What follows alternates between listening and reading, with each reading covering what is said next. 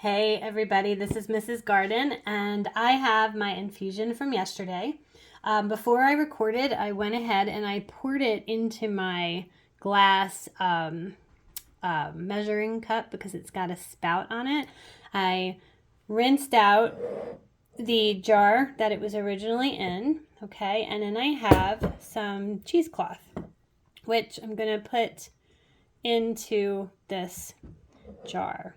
Okay, and I'm going to slowly pour out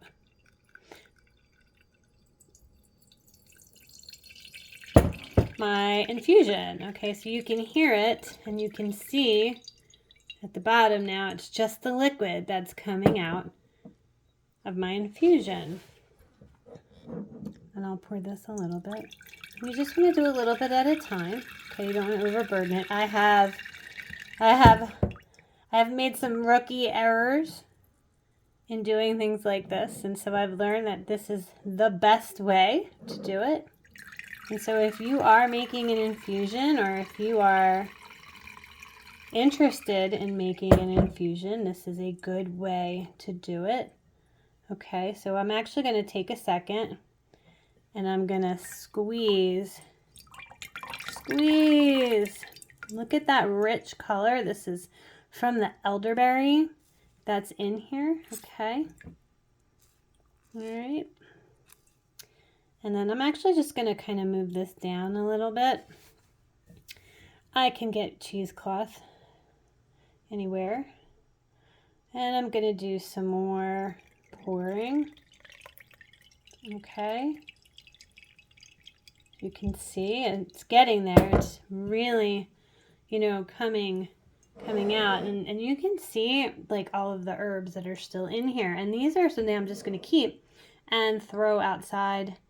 It'll be really good for the plants I have. I can put it in with my lemon tree over there.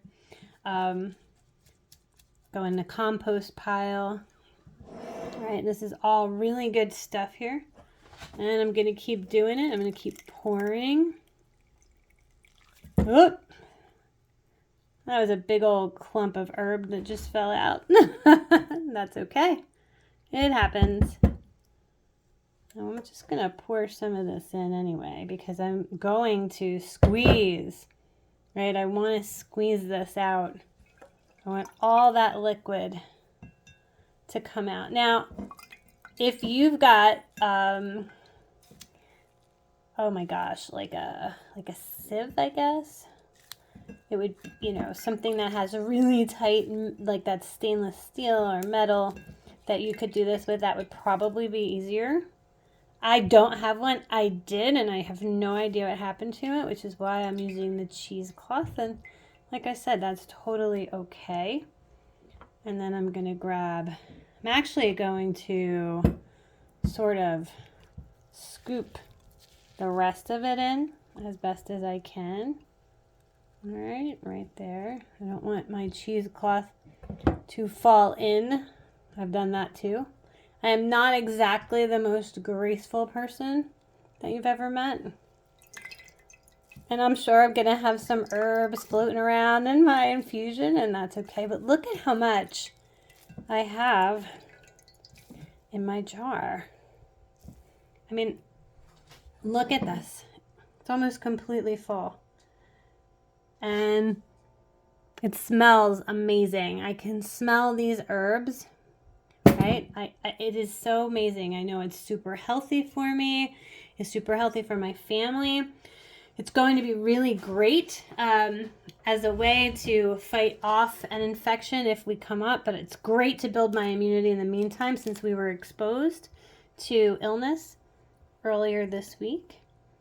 And this is it. This is how you do and drain your infusion. Now, of course, like I said, you've got one of those, metal sort of sieve things, that would be ideal, because then you don't have to worry about spilling herbs from the cheesecloth. But this really does a great job. It takes it almost 100%. And I'm just going to rinse off my cat. I'm actually going to pour some of my tea right into another mason jar. All right, and taste it. Oh my gosh, it is herbal goodness. It's a little tart. That's why I add it. It's like I like the elderberry. Adds a little bit of sweetness to it because the mullein is very earthy. Okay, and so is the dandelion. The peppermint comes at the end. It's at the finish. And it is also earthy. So if you don't like earthy herbal teas, you will not like this. I know without a doubt that the Manuka honey or any raw honey, local honey that you have will make this amazing. And again, this is the infusion. So this is a way for you to kind of like this potent sort of tea, right? With those herbal blends that I'm always talking about. And you could make something really amazing for your immune system. And it will help you fight off infection. It'll help you if you're already sick. It will definitely help you get better sooner. At least that's my experience. But remember, because this is so potent, you've had this steeping for 24 hours. It's going to be strong. And herbs are earthy, so be prepared. One herb I would never do this with because I wouldn't be able to do it is mugwort. Mugwort is hard as a tea. I could never do this as an infusion. It would probably make me gag. So mugwort, if anyone tries mugwort, please let me know how that comes out. But this was great. I hope that you enjoyed this little lesson in infusions. And see the mess I made? I'll be cleaning up. And I'm going to refrigerate this. And it should stay in my refrigerator for a while. I am likely going to add, because much as I like my herbal blends and my herbal flavors, I am definitely going to add a little bit of honey to this because it is very difficult to drink. But what's great about the honey, whether it's Manuka or whether it's just one of your local brands, it helps also build those immune fighting attributes. You want to make sure that anything you put into your body, especially if it's a sugar, you want to make sure that that sugar is going to do your body good.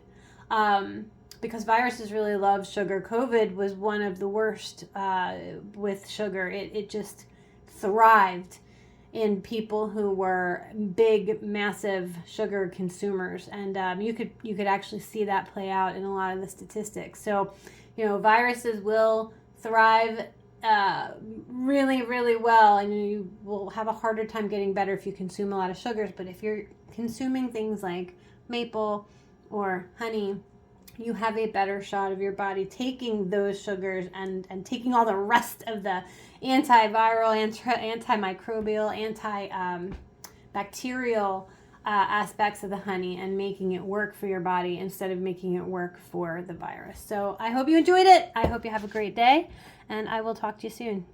Bye.